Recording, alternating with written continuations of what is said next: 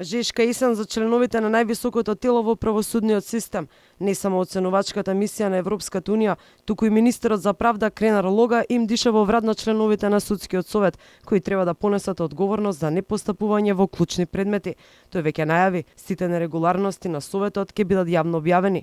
Доколку комисијата формирана од Министерството утврди злоупотреби, има ингеренции да побара и кривична одговорност за членовите.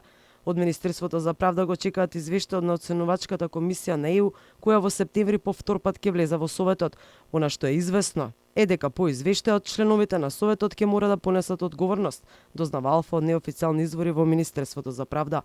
Од наредната недела Лога ќе ги објавува сите предмети за кои членовите спијат или постапуваат само формално.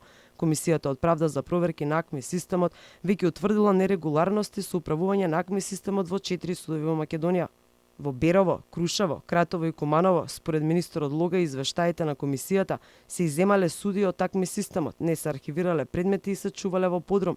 Судовите немаат доволно суди ниту пак информатичари кои се клучни за системот за распоредување на предмети. Нецелосно почитување на законските одредби за исклучување и вклучување како и земање на суди од АКМИС, недоволен број на суди во помалите судови со основна надлежност, недоволен број на информатичари во судовите, неконтинуирано архивирање на предмети и немање соодветен архивски простор, се чуваат во подруми, нераспишување на огласи за вработување и унапредување и покрај добиената согласност од страна на поранешни претседатели, тонското снимање главно не функционира. Во меѓувреме, судскиот совет не постапува за пријавите против претседателот на управен Бурим Сејдини за рачно местење на предмети. Пред 2 месеци советот ја одложи за септември седницата за постапувањето против него, иако тој се уште е актуелен претседател и може да влијае врз докази.